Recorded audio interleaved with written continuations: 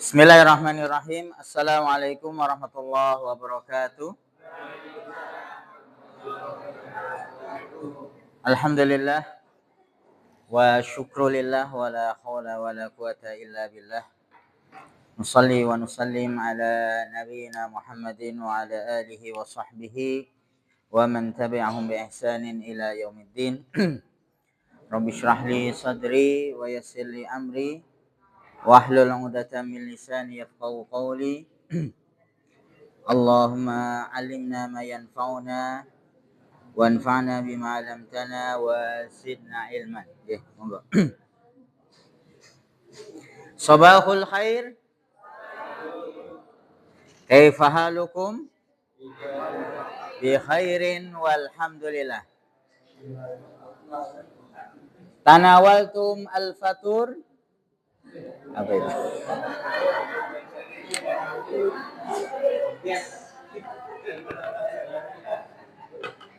Ya, kalau nanya menyapa sudah, nanya kabar sudah, nanya umpamanya sudah sarapan belum gitu ya.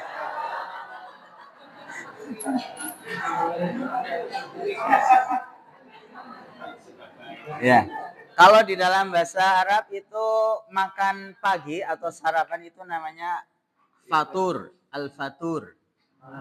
Al-fatur. Sedikit-sedikit kita belajar bahasa Arab ya.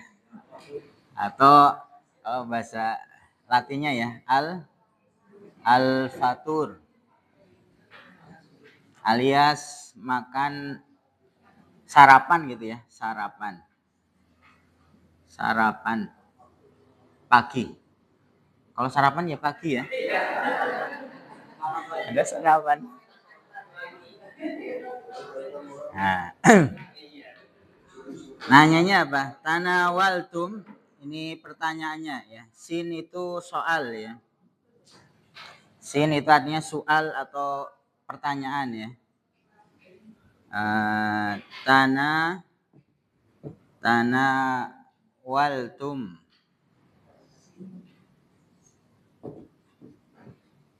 Tanawaltum al-fatur.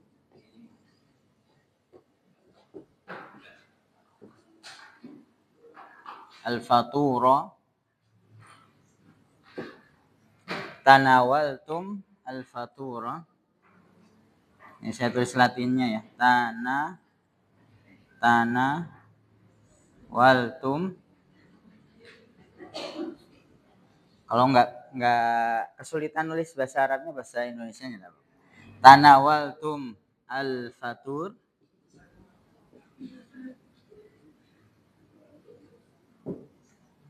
Tanawala ya tanawal itu artinya akala, makan ya. Sudah makan pagi atau sarapan pagi. Al-fatura atau al-fatur gitu juga boleh ya, di sukunkan. Lebih gampang al-fatur gitu ya. Dari al-faturo lebih enak al-fatur. Tanawaltum al-fatur. Kalau sudah apa jawabannya? Sampun. Nah, kalau menjawabnya kita gunakan kalau tanawala tanah, jawabannya singkat saja,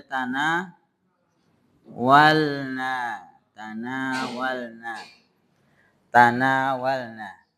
Ini artinya kita sudah makan, sudah sarapan. Kalau belum, sudah. Tanawal. Nah, artinya sudah gitu ya, sudah makan. Kalau belum, cukup mengatakan lamma. Lamma itu artinya belum.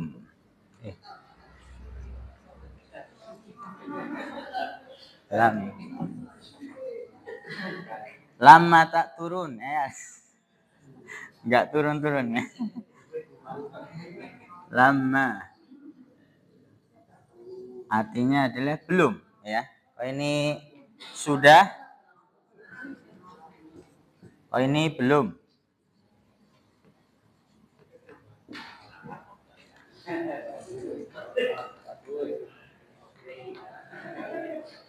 Al-fatur itu makan pagi. Kalau makan siang apa, Bu? Pak? Lunch. Lunch. Iya, kalau dalam bahasa Arab makan siang itu al-ghoda. Al-ghoda.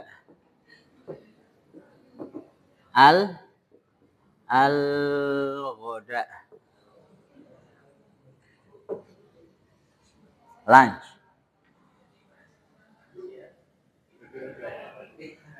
Ya kalau mau nanya ya tinggal diganti berarti faturnya gitu ya. Tanawaltum al-ghoda, sudah makan siang. Buk nanti ketemu orang Arab gitu ya. Menawari makan gitu kan, nanya dulu kan. Kalau makan malam apa? Pagi, siang, dinner. Siang, malam. Malam itu adalah al-asya. Kayak sholat isya gitu ya. Ini tapi pakai fathah. Bukan ai tapi a, ya. Asya. Al-asya. Tuh makan apa? Al-asya'u ba'dal isya. Apa artinya? Al-asya ba'dal isya. Makan malamnya setelah al-asya'u ba'dal isya. Masya Allah.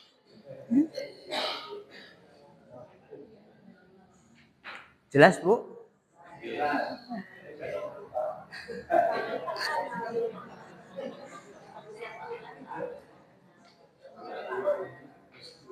Al-asya, al-asya'u, al-asya, al-ghad. Tapi orang Arab juga sekarang pintar bahasa Indonesia gitu ya. Antum bapak-bapak, ibu-ibu di Makkah, Madinah ya ngomong bahasa Indonesia ya ngerti, mau nawar-nawar juga sudah ngerti. Atau bahasa Inggris juga mereka paham. Oke, saya coba ulangi ya. Tanya. Tanawaltum al-fatur. Jawabnya kalau sudah apa? Tanawalna. Saya baca ditirukan coba nggih. Tanawaltum al-fatur. Tanawaltum al-fatur. Bapak-bapak. 1, 2, 3. Ibu-ibu. Masya Allah. Jawabannya apa kalau sudah? Tanawal. Saya baca diikuti. Tanawalna. Tanawalna. Bapak-bapak. Ibu-ibu. Bapak bertanya kepada ibu-ibu. Satu. Nah, gantian ibu-ibu yang bertanya. Monggo. Pak, 1, 2, 3. Tanawalnya. Kalau belum apa? Lama. Ya, gampang ya. Lama. Belum. Oke, kita absen terlebih dahulu.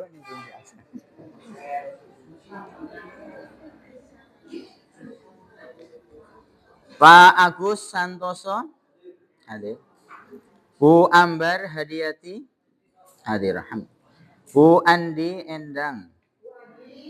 Bu Andi? Mana Bu Andi? Hadir, alhamdulillah. Bu Astuti? Belum? Enggak ada.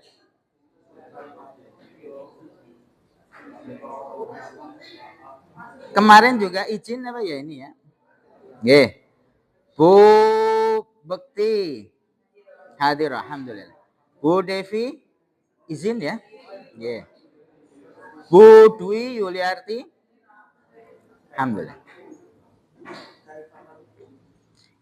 Bu Eri Yuliani Putri. Hadirah. Bu Erni Maija. Hadirah. Alhamdulillah. Bu Eti Puji.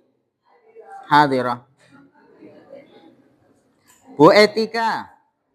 Hadir. Bu Handayani. Hadir. Pak Harsono. Hadir. Alhamdulillah. Bu Heni Yuniarti. Hadirah. Bu Hikmastuti. Hadirah. Bu Lis Ismiati. Izin. Bu Pak Muntorik hadir. Alhamdulillah. Bu Musinem hadir. Pak Musli. Pak Pujiarto. Bu Purbaningsih. Bu Rasmini. Hadir? Alhamdulillah. Bu Retni Astuti. Hadir? Hadirah. Alhamdulillah. Pak Bu Rohani. Hadirah. Bu Rosidah. Masih sakit nih. Sakit nopo nggih nih Bu? Bu lambung nggih. Syafahullah syifaan ajilan ya. Bu Salbiah izin. Bu Siti Khotijah ini juga izin ya. Yeah. Bu Siti Nuryati hadirah. Bu Siti Rahayu hadirah. Bu Siti Sarifah hadirah. Bu Siti Sugianti hadirah. Bu Siti Suriah izin masih sakit? Boten? Izin ya? Yeah.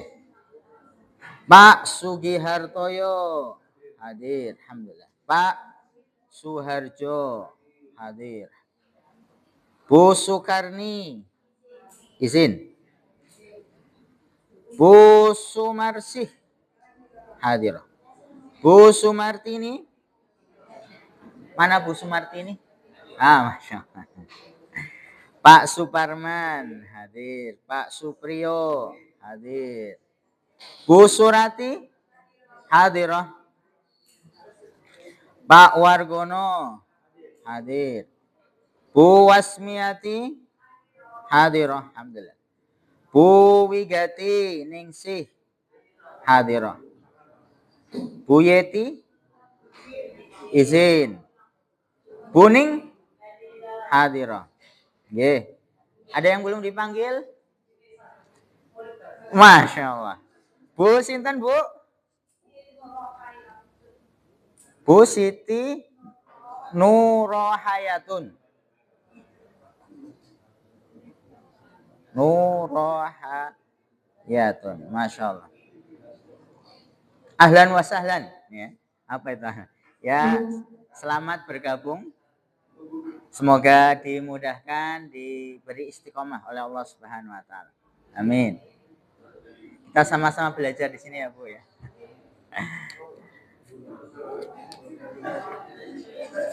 Ada lagi yang belum dipanggil? Sampun nggih? Ya, kita akan melanjutkan kajian kita masih berkaitan dengan at-tauhid ya.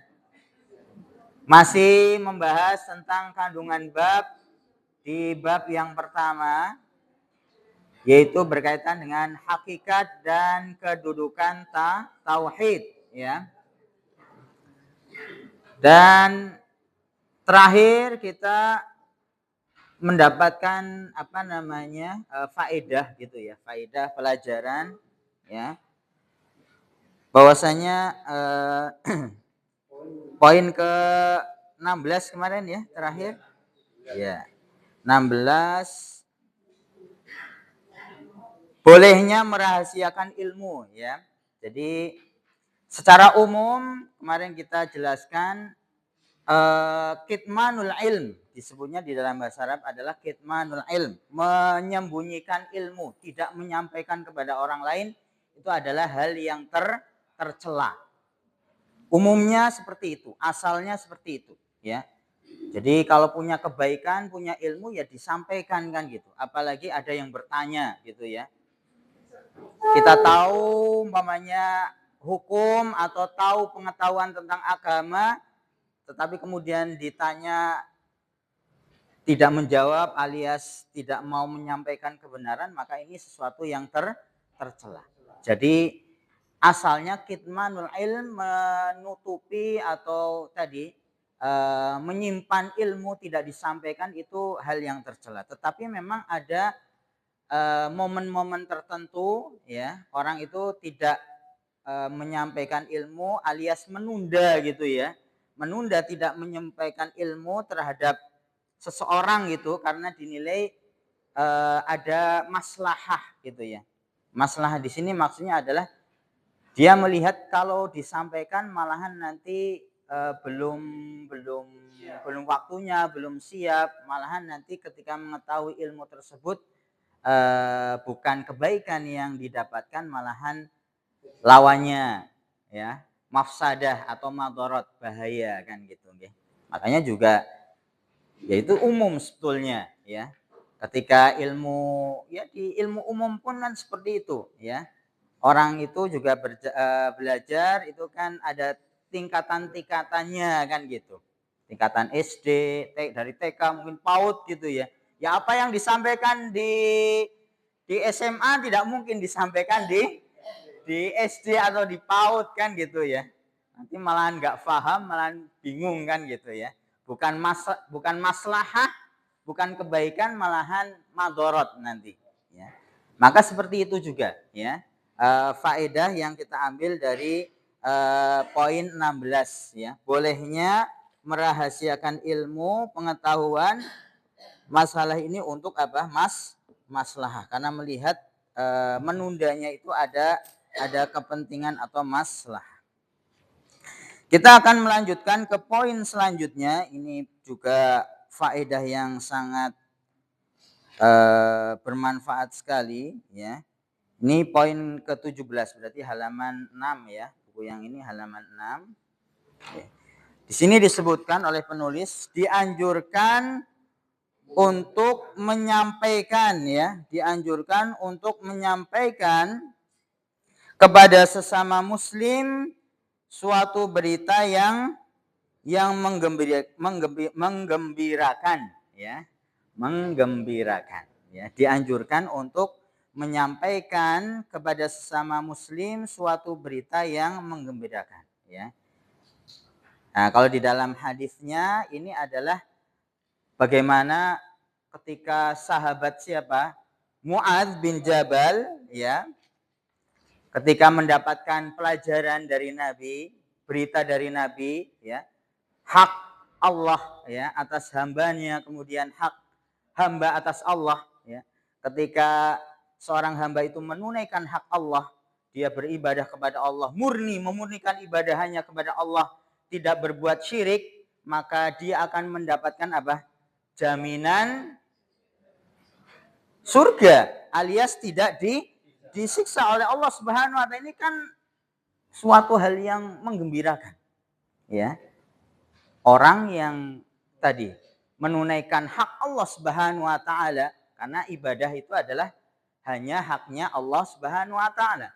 Selain Allah itu tidak memiliki hak untuk disembah atau diibadahi.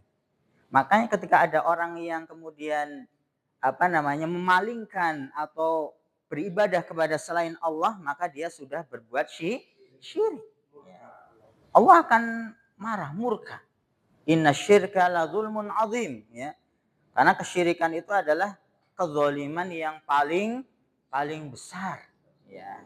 Maka ketika orang itu tadi tidak melakukan kesyirikan alias dia murni beribadah hanya kepada Allah Subhanahu wa taala, maka Allah akan senang gitu ya, sehingga akan memberikan apa? Hak hambanya berupa apa? Tadi jaminan tidak diazab, disiksa alias masuk ke dalam surganya Allah Subhanahu wa taala. Maka ketika mendengar berita itu, pelajaran itu dari Nabi, sahabat Mu'adz itu bersemangat ingin menyampaikan kepada sahabat yang lain, kan gitu. Ya, maka dari situ apa? Pelajarannya adalah dianjurkan orang itu menyampaikan kepada sesama muslim suatu berita yang menggembirakan, ya. Jadi orang muslim itu kan, sesama muslim itu kan apa? Innamal mu'minuna ikhwah. Sesama muslim kita itu adalah bersaudara. Yang menyatukan kita adalah tadi keimanan kepada Allah Subhanahu wa taala. Ya. Dan disebutkan di dalam Al-Qur'an, al-mu'min, orang yang beriman itu ikhwah, bersaudara. Nah, kalau bersaudara berarti apa? Harusnya saling menyayangi, saling membantu. Makanya nanti di dalam hadis disebutkan bagaimana bentuk kesempurnaan keimanan seorang hamba itu, bagaimana dia juga mencintai saudaranya sesama muslim seperti dia mencintai dirinya sendiri. Nah, ini kaidah sangat sangat agung, ya. Bagaimana ciri keimanan yang kuat itu adalah bagaimana dia terhadap saudara muslim yang lainnya itu mencintai atau menyayangi, menginginkan kebaikan untuk saudaranya yang lain, ya. Bukan malahan sebaliknya, ya.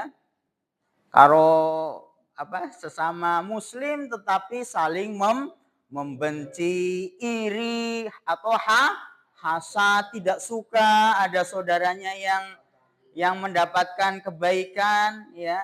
Maka ini jauh dari yang namanya kesempurnaan keimanan. Iya. Ini di dalam hadis, ya. Nanti Bapak-bapak, Ibu-ibu bisa cek, ya. Bagaimana tadi bahkan menyebutkan tidak sempurna gitu, ya. Ini di dalam hadis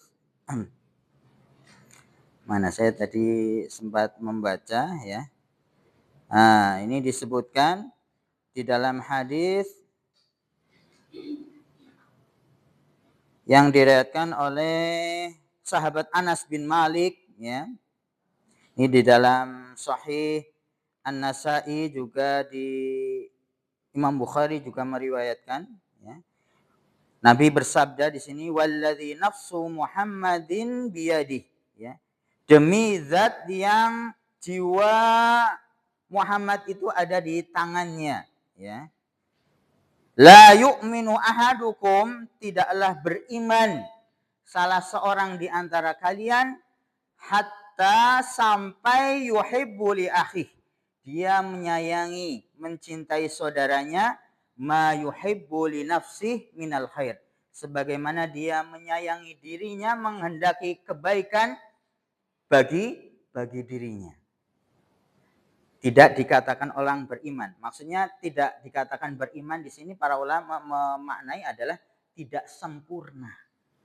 Tidak sempurna keimanan seorang hamba sampai dia menyayangi saudaranya seperti dia menyayangi dirinya, alias dia menghendaki kebaikan bagi dirinya. Bahkan para ulama mengatakan ini kaidah seperti mencakup seperempat dari agama. Ini kalau dipraktekkan, masya Allah, umat Islam itu akan menjadi umat yang kuat. Karena tadi ingin orang lain juga mendapatkan kebaikan seperti dirinya, ya. Kalau dia mendapatkan kebaikan berupa ilmu, dia ingin kemudian menyampaikan kepada orang lain. Tahu contoh tahu keutamaan sholat 2 rakaat sebelum subuh umpamanya. Oh, pahalanya khairum minad dunya wa ma fiha, ya. Lebih utama dari dunia dan seisinya. Nah, ketika dia tahu, dia sudah mengerjakan gitu, umpamanya sudah merutinkan sebelum sholat subuh, saya rutinkan gitu, ya, 2 rakaat. Karena Nabi juga merutinkan itu. Bahkan dikatakan baik dalam keadaan lagi mukim atau safar sekalipun, lagi bepergian sekalipun, Nabi tidak meninggalkan yang namanya 2 rakaat sebelum sholat subuh. Karena tadi punya keutamaan. Dan juga nanti sholat rawatib yang lain, sunnah yang lain ya. Umpamanya 2 rakaat sebelum zuhur atau 4 rakaat sebelum zuhur ya. Atau 2 rakaat setelah zuhur, nanti 2 rakaat setelah maghrib, 2 rakaat setelah isya. Ini adalah amalan-amalan sunnah yang itu akan menyempurnakan dari sholat yang wajib. Karena kan kita ya di dalam menunaikan ibadah ya, sampai pun yang wajib itu kan kadang-kadang kita masih belum sempurna gitu ya. Belum khusyuknya, belum khusyuk yang baik kan gitu ya. Belum tumakninah yang sempurna dan seterusnya.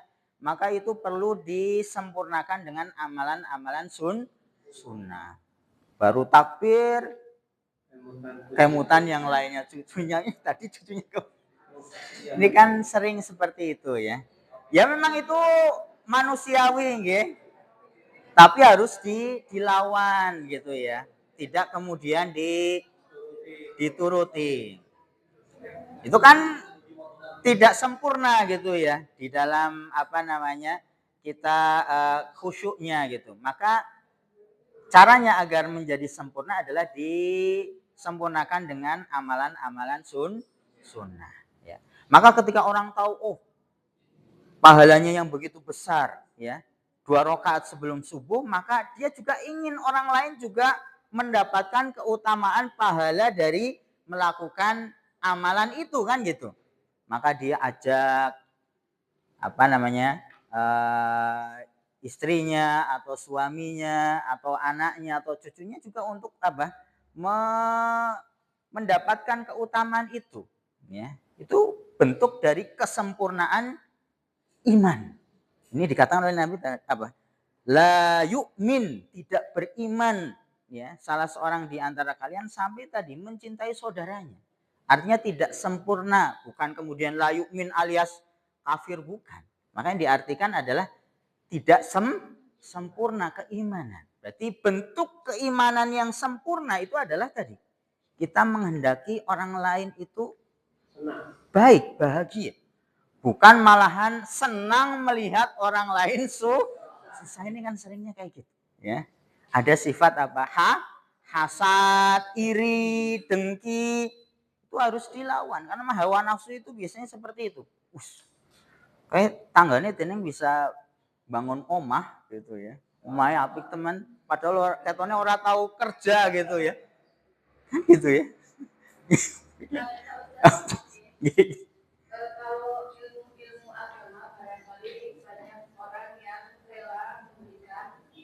Nggih. Oh nggih. Bahkan seandainya yang diajak atau diberitahu ilmu tersebut melaksanakan, yang mengajak atau yang memberikan ilmu merasa bahagia. Nggih. Tetapi maaf sekali, nggih, apabila ilmu itu bisnis atau ilmu tentang usaha, kadang-kadang banyak yang merahasiakan ya. Nah, bagaimanakah hukumnya gitu ya kalau merahasiakan ya. Membuat resep apa? Ya. Orang lain ya. Ya. Ya. Wallahu ta'ala bishawab. Kalau kita melihat pendapat-pendapat para ulama itu ini berbeda kalau berkaitan dengan dunia dan itu apalagi kaitan dengan bisnis kita gitu. Apalagi itu kan nanti biasanya kaitan dengan hak cipta.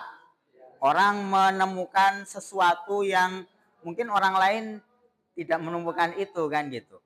Maka itu bukan termasuk yang tadi kitmanul ilm ya, karena itu termasuk hak cipta, bagaimana dia berinovasi, kemudian dia hak cipta, dia boleh melindungi hak ciptanya itu ya.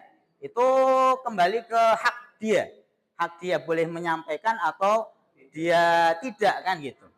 Dan di dalam undang-undang pun itu juga dilindungi kan gitu, hak cipta. Tidak boleh orang kemudian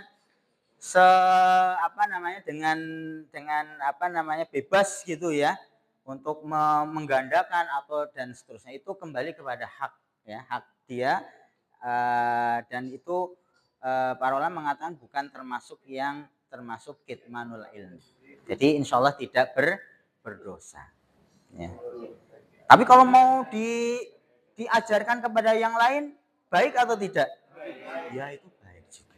Ya. Dan harus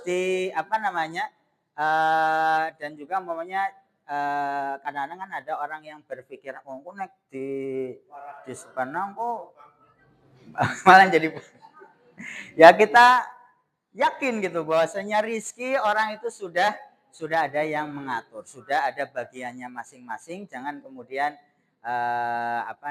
merasa takut tersaingi dan seterusnya. Insya Allah kalau itu kebaikan dan banyak orang yang merasakan manfaatnya, tentunya kita juga akan mendapatkan ya pahala kan gitu, karena sudah mengajarkan yang baik, orang lain dapat manfaat bahkan keuntungan kan gitu, ilmu yang dimanfaatkan. Insya Allah itu kalau berjalan lebih baiknya ya nggak apa-apa diajarkan. Tapi kalau mau disimpan sendiri rahasia perusahaan gitu ya itu tidak, insya Allah bukan termasuk yang tadi berdosa. Wallahu ta'ala. Ya. Jadi ini perkara yang sangat kaidah yang sangat agung ya. Bagaimana kita sama muslim itu bersaudara ya harusnya saling menyayangi, saling mendukung. Peduli, mendukung, membantu, tidak acuh ya. Pingin sama-sama senang kalau melihat orang lain juga mendapatkan kebaikan kan gitu. Ya. Ini kalau dipraktekkan tadi, umat Islam itu menjadi umat yang kuat ya. Kayaknya nggak ada orang yang kesusahan gitu. Dalam artian nanti orang yang kaya bagaimana dia ingin hartanya itu bermanfaat, dia bantu orang-orang yang membutuhkan. Itu saudara saya kan gitu. Saya nggak mungkin membiarkan saudara saya dalam keadaan susah. Ya. Tapi kan kadang-kadang tadi hawa nafsu itu lebih condong kepada egois gitu ya. Sikap sing penting nyong sing warak gitu ya, nggak peduli tetangganya kelaparan atau tidak. Itu kan ada hawa nafsu seperti itu ya. Maka Islam mengajarkan kita untuk melawan hawa nafsu itu ya. Bahkan nanti di hadis yang lain disebutkan termasuk amalan yang utama, amalan yang paling baik itu adalah membuat orang lain senang. Apa ada hadisnya? Ada.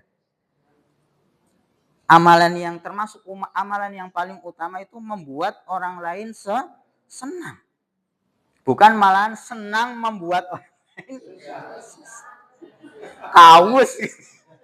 Kan gitu seringnya ya. Orang lain susah kita malah jadi senang. Ini bahaya ini ya. Ini ya imannya lemah ini ya. Ini dikatakan di dalam hadis. Ini hadis riwayat Abdullah bin Umar ya. Sahabat Abdullah bin Umar oleh Imam At-Tabrani ya. Imam Tabrani ya. Nabi bersabda ahabbun nas ilallahi anfa'uhum linnas. Orang yang paling dicintai, disayangi oleh Allah itu adalah anfa'uhum linnas, yang paling bermanfaat bagi orang lain. Wa ahabbul a'mal ilallah. Ini lanjutannya. Dan amalan yang paling Allah cintai, sukai apalah? Sururun tudkhiluhu 'alal muslim, yaitu kebahagiaan yang dimasukkan kepada saudara muslim, alias membuat saudara muslim yang lain itu senang gembira. Itu ahabbul a'mal ilallah. Amalan yang paling termasuk yang paling dicintai oleh Allah Subhanahu wa taala. Makanya kalau di dalam hadis ini nanti disebutkan contohnya bagaimana kadang-kadang amalan yang bersifat sosial, maksudnya ada manfaatnya untuk orang lain. Jadi kan amal itu kan ibadah itu ada yang sifatnya antara hamba dan Allah Subhanahu wa taala. Tapi juga ada amalan yang sifatnya adalah ya sosial manusia gitu. Bahkan kadang-kadang ada amalan sosial yang itu melebihi dari amalan-amalan yang bentuknya ibadah kepada Allah. Ini kemudian dicontohkan di sini adalah apa? Seperti tadi contoh membuat orang lain senang, ini dicontohkan di dalam hadis apa? Takshifu anhu kurbah. Orang itu kemudian menghilangkan atau mengangkat kesulitan orang lain. Itu termasuk bentuk apa? Membuat orang lain senang gitu ya. Orang lain lagi susah, tertimpa musibah, dihibur, diterin apa? Makanan gitu ya. Kan jadi senang kan gitu ya. Pakaian dibelikan apa? Itu termasuk apa? Idkhalus surur. Membuat orang lain itu senang. Kalau bahasanya idkhal itu surur ya, idkhalus surur ya. Idkhal as-surur. Surur itu kebahagiaan ya. Sururun. Idkhalus surur. Memasukkan, maksudnya membuat orang lain itu gembira, senang ya. Di antaranya adalah tadi menghilangkan kesulitan ya. Wa taqdi anhu dainan, atau termasuk membuat saudaranya senang itu apa? Ibadah. Ad-dain itu apa? Dain itu utang. Taqdi anhu berarti melunasi utang saudaranya. Masya Allah. Senang nggak? Ada dua utang dibayari sama kancane. Senang. Bukan berarti ini menyuruh kita untuk banyak utang, bukan ya. Utang itu boleh gitu ya. Ya, tapi kalau tidak kepepet kan gitu ya. Jangan sidik-sidik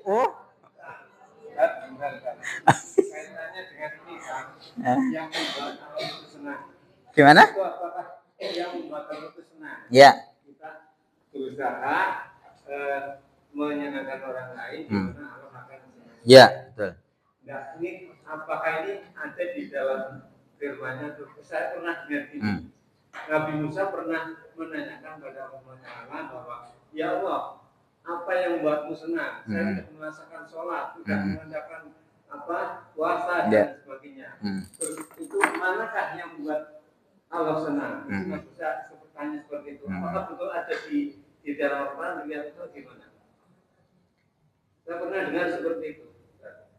Jadi Nabi Musa bertanya kepada Allah tentang amalan yang membuat Allah senang gitu. Amalan yang paling membuat Allah senang itu yang mana? Termasuk sedekah.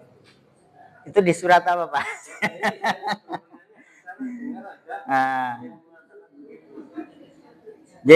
Saya belum mendapatkan gitu ya, nuwun sewu nggih Pak. Nanti coba saya cek gitu ya. Bisa jadi mungkin itu di dalam tafsir ya. Bisa jadi itu di dalam tafsir, atau biasanya tafsir itu juga kadang-kadang menggunakan cerita yang namanya Israiliyat. Apa namanya? Israiliyat ya. Apa itu Israiliyat? Ya kisah-kisah Bani Israel. Karena Nabi Musa itu kan diutus ke Bani Israel ya. Jadi ada cerita-cerita tentang Israiliyat ya. Bagaimana sikap kita menanggapi kisah-kisah Israiliyat ini? Dikatakan oleh para ulama itu istilahnya tawakuf. Tawakuf itu tidak membenarkan dan juga tidak mengingkari. Tidak membenarkan atau tidak mengingkari. Alias maksudnya kenapa tidak membenarkan? Ya bisa jadi itu sudah tercampur dengan kedustaan, kebohongan, ya sudah berubah ceritanya. Tidak mengingkari alias ya bisa jadi itu sesuatu yang memang betul kan gitu, ya.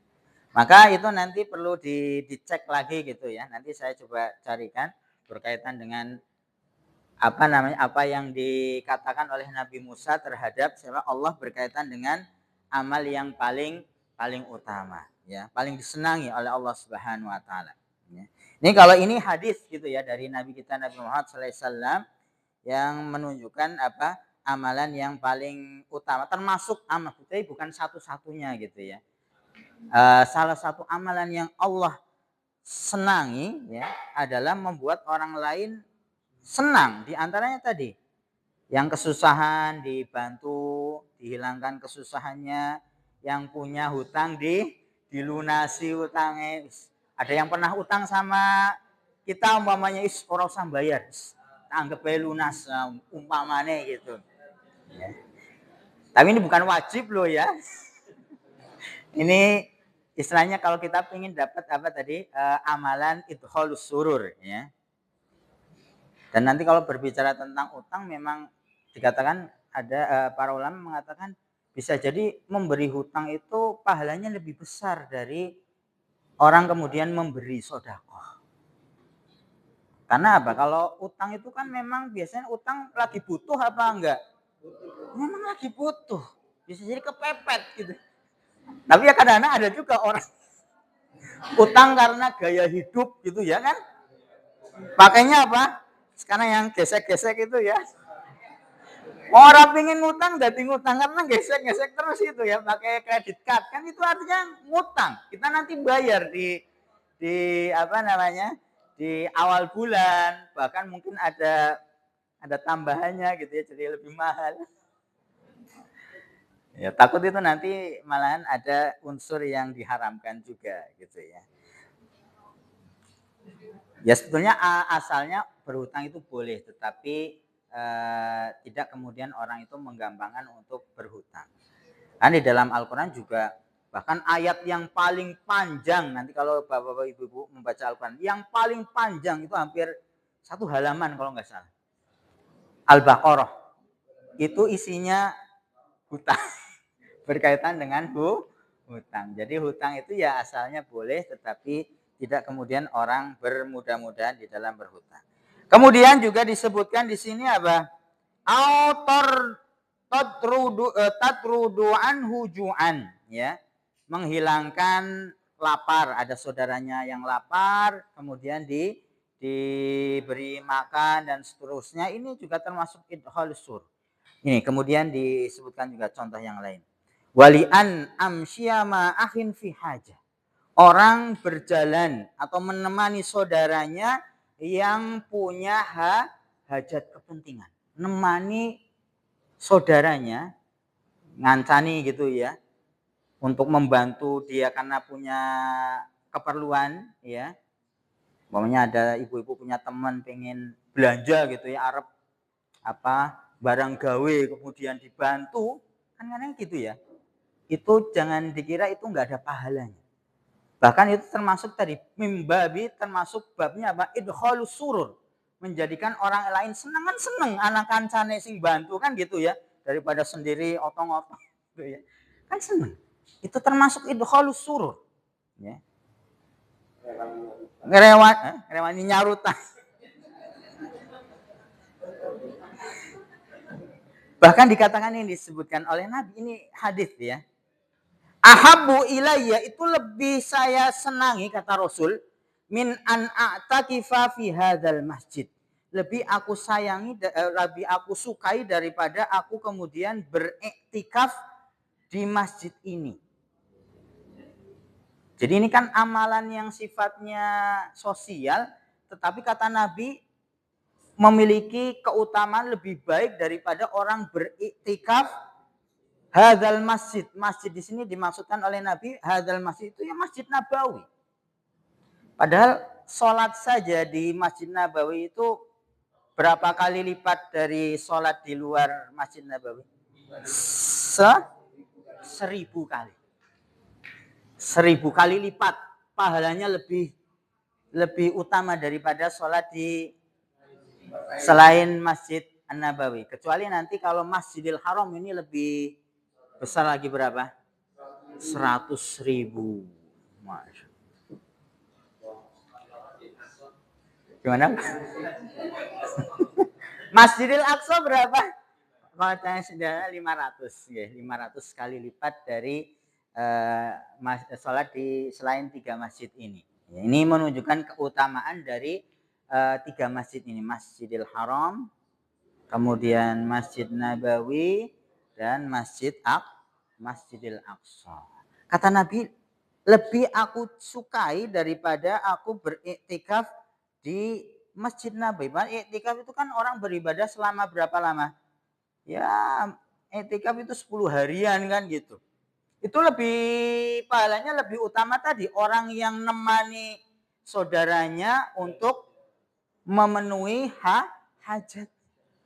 Jadi kadang-kadang ada amalan yang sifatnya nopo sosial, ya. Tapi itu pahalanya bisa melebihi amalan yang sifatnya adalah hamba dengan Allah Subhanahu wa taala.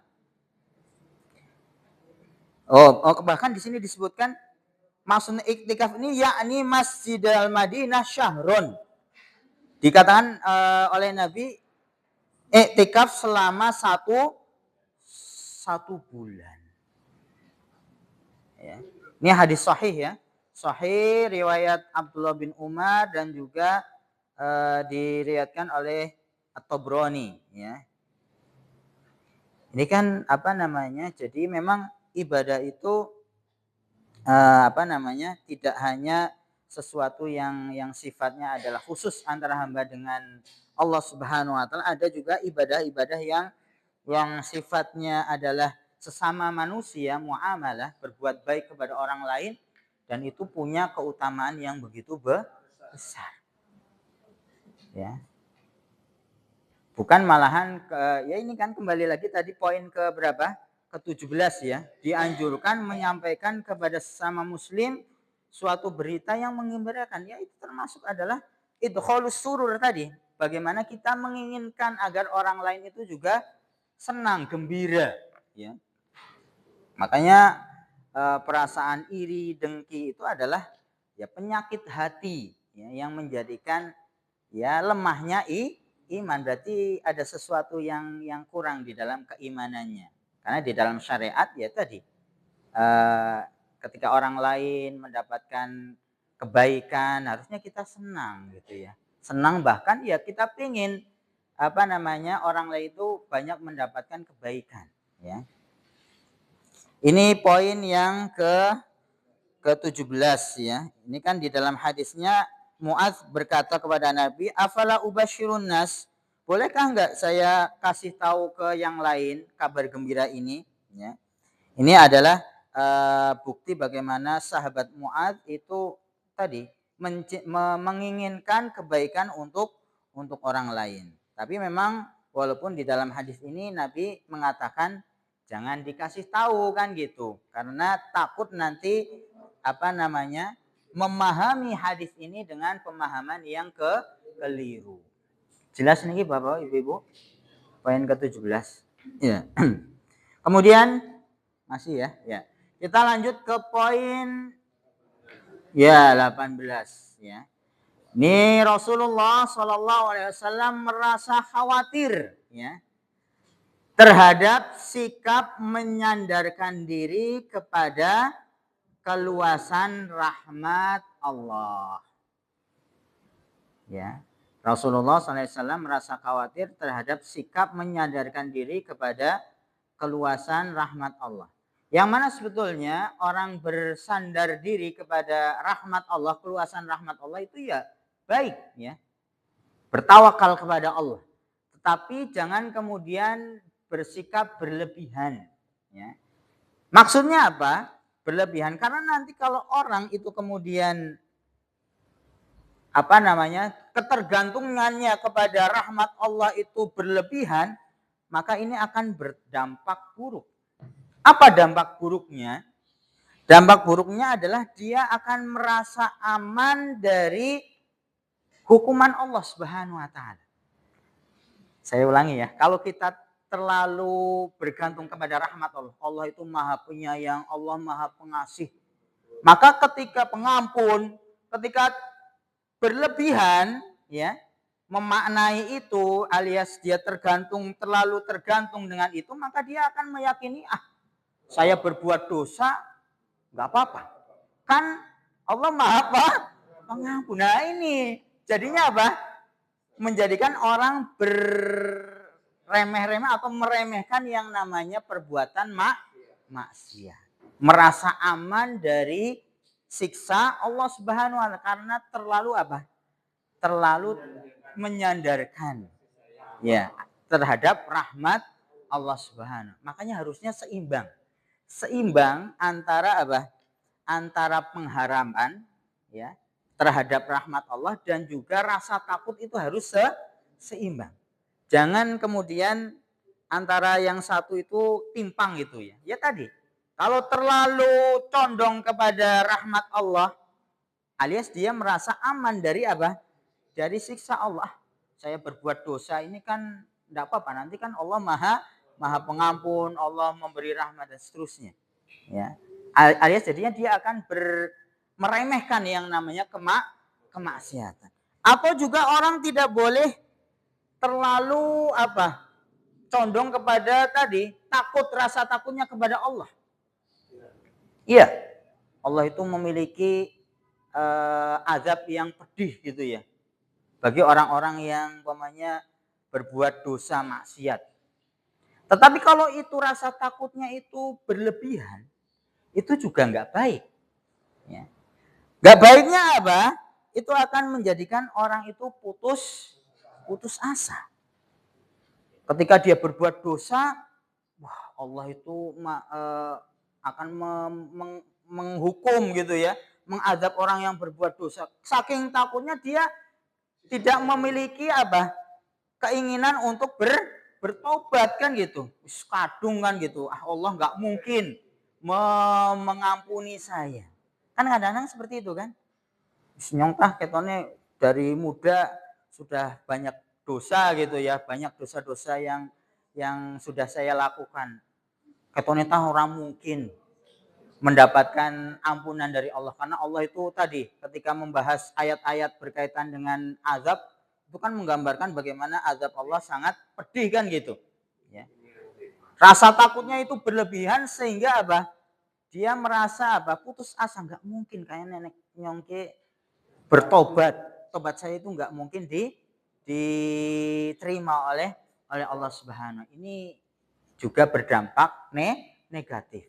Rasa takut yang berlebihan itu akan menjadikan orang itu putus asa. Makanya harus apa? Harus seimbang antara apa?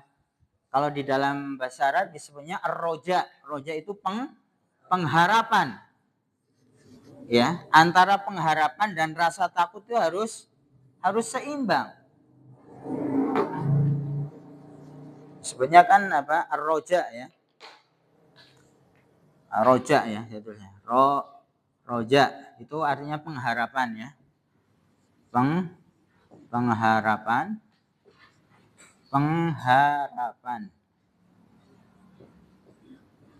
Kemudian ada yang namanya khauf ya. Khauf itu apa? Rasa takut ya. Nah ini kalau roja ini pengharapan terlalu apa berlebihan nanti ini menjadi negatif apa tadi merasa aman ya merasa aman dari makar Allah atau dari siksa Allah ya. Atau alias dia akan meremehkan dosa ya meremehkan perbuatan dosa.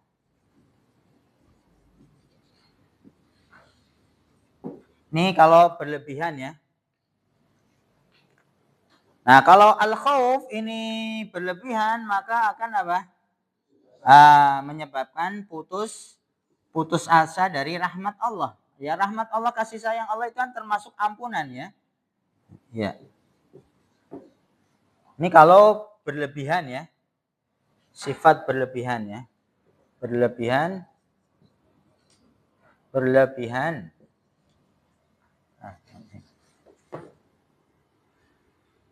Sikap berlebihan.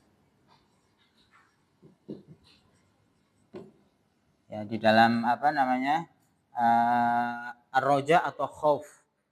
Makanya kenapa kok sahabat Mu'adz ini nggak boleh menyampaikan berita gembira itu kepada sahabat yang lainnya karena takut nanti memahami hadis ini dengan pemahaman yang salah, keliru, yaitu apa? Lebih condong kepada roja ini gitu ya. Oh, kalau orang yang menunaikan hak Allah, pasti Allah akan menunaikan haknya gitu ya. Alias tidak disiksa dan tidak diazabkan gitu. Oh, berarti cukup dengan mentauhidkan Allah tanpa beramal gitu ya. Menyandarkan kepada tadi kasih sayang Allah, menjadikan orang tidak beramal atau menggampangkan yang namanya maksiat. Itu yang kemudian alasan kenapa Nabi melarang gitu, artinya melarang di sini menunda, jangan disampaikan dulu ya. Karena takut nanti orang-orang memahami hadis ini, kabar gembira ini dengan pemahaman yang keliru. Jelas niki Ibu-ibu, Bapak?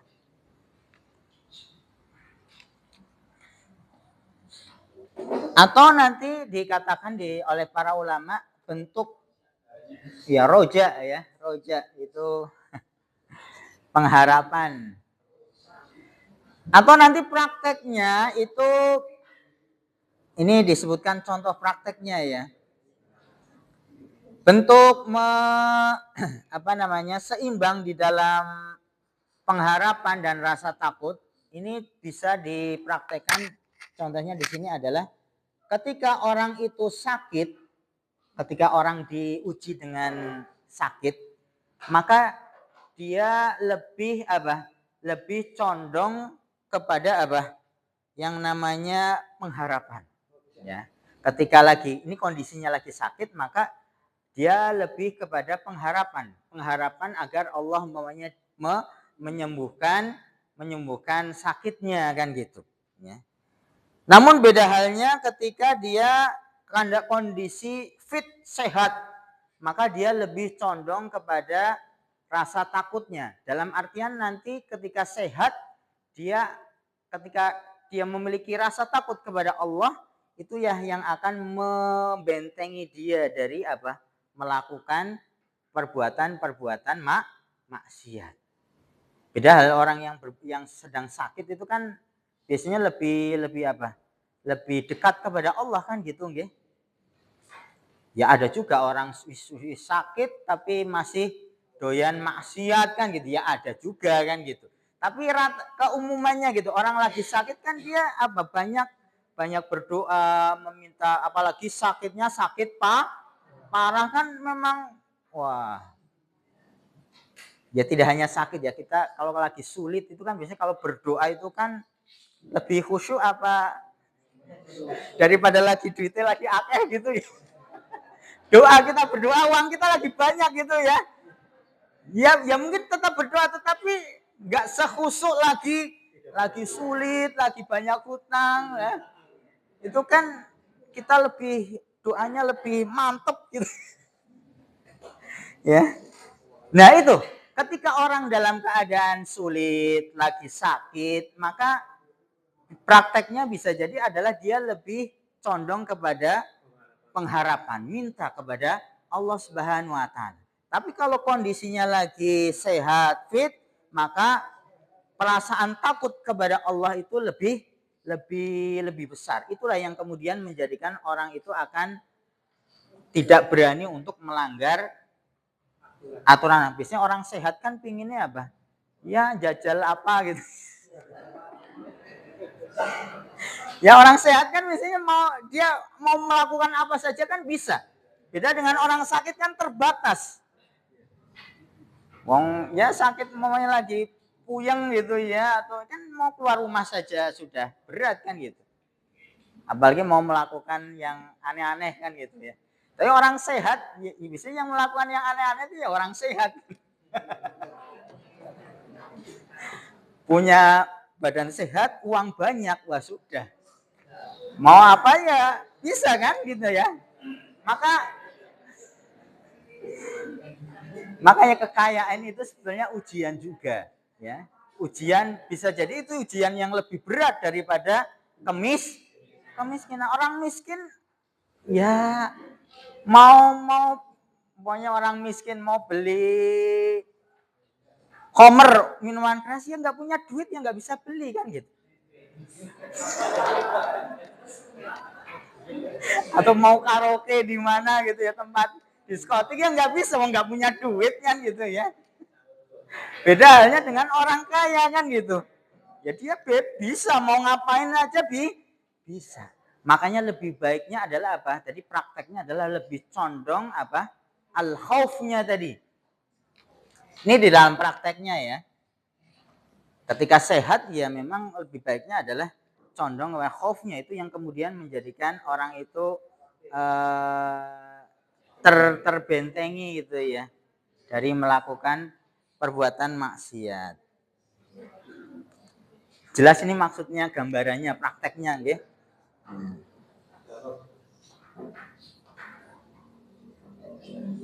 Termasuk juga ini contohnya yang lain, idza nadhara ila rahmatillah wa fadlihi ghalaba janibar roja, ya.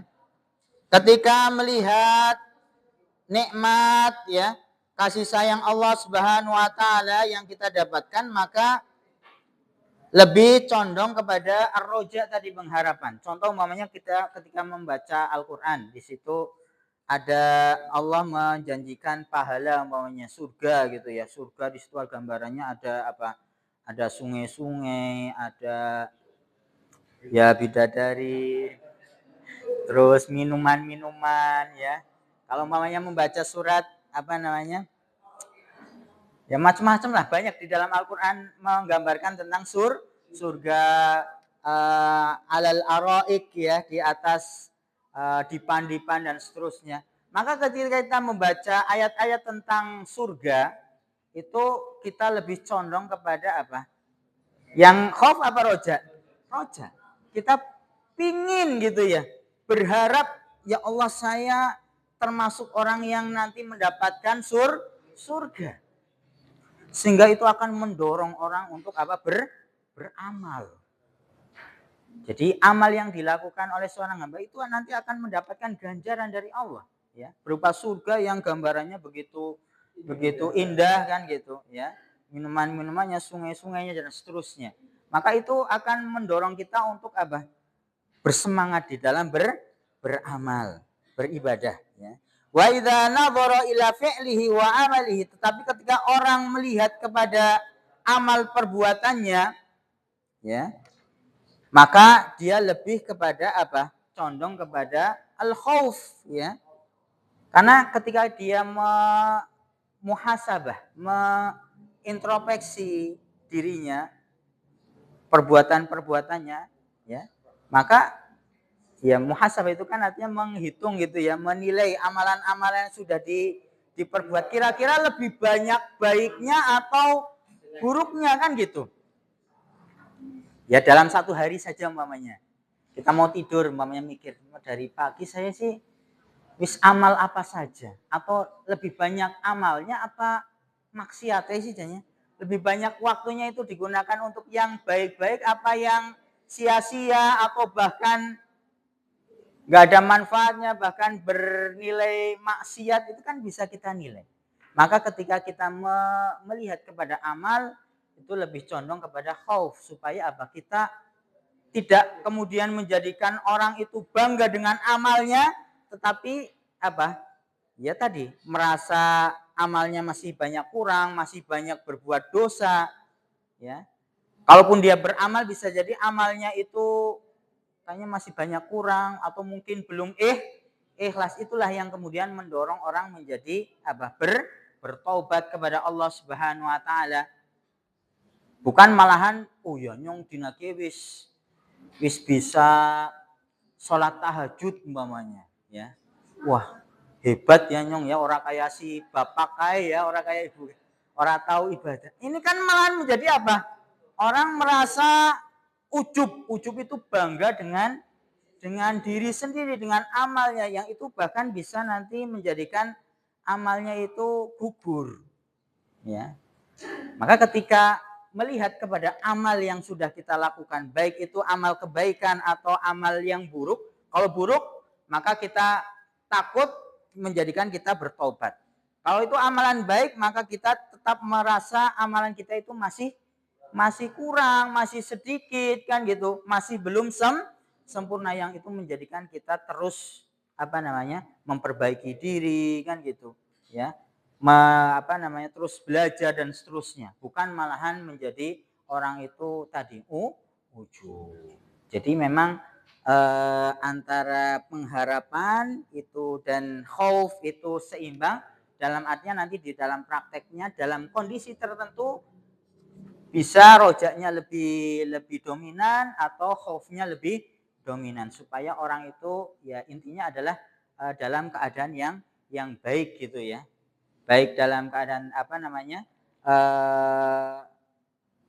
khauf ya. Tadi contohnya khauf adalah ketika melihat kepada amal yang sudah dilakukan, atau ketika melihat apa yang Allah janjikan kepada hambanya, maka dia lebih condong kepada pengharapannya itu, yang itu menjadikan orang terdorong ya, bersemangat untuk beramal soleh. Ini poin yang ke-18 ya.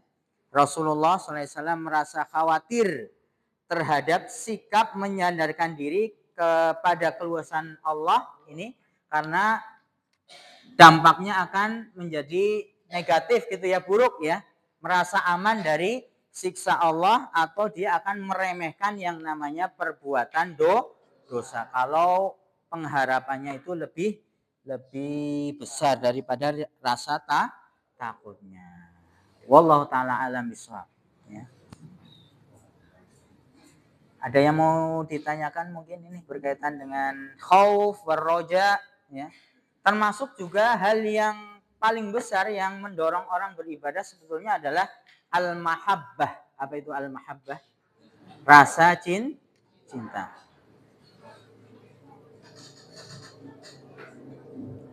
Ini yang paling sebetulnya, yang besar sebetulnya ini ya. Jadi orang ketika melakukan amal itu dorongannya ada 3 ini.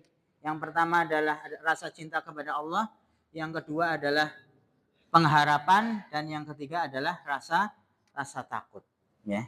Mahabbah ini nanti timbul dari mana? Ya dari apa yang dirasakan oleh hamba, dari kenikmatan, dari segala apa yang dia rasakan itu adalah dari Allah Subhanahu wa taala ya. Maka akan muncul rasa cinta kepada Allah ya. Kemudian pengharapan itu juga mendorong orang untuk beramal. Amal solehnya akan mendapatkan manfaat ya, balasan dari Allah. Tadi orang yang menunaikan hak Allah akan dijamin tidak disiksa. Termasuk juga khauf, rasa takut.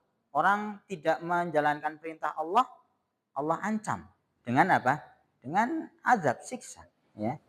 Perintah sholat wajib ya, yaitu sesuatu yang harus ditunaikan. Kalau dilanggar, ditinggalkan, maka itu akan menimbulkan murka Allah Subhanahu wa taala. Itu yang menjadikan kita takut sehingga kita tidak berani melanggar ketentuan Allah Subhanahu wa taala. Baik itu perintah berarti ditunaikan, kalau larangan berarti ditinggalkan.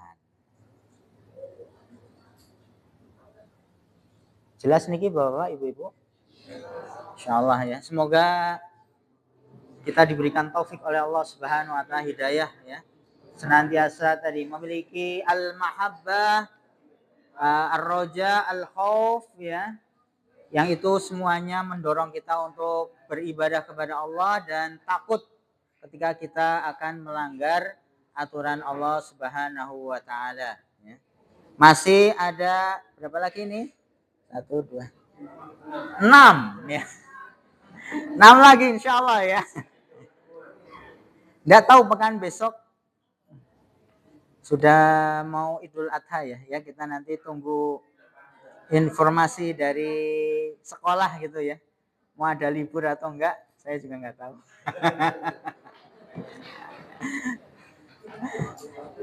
Terima kasih Bapak-bapak, Ibu-ibu sekalian atas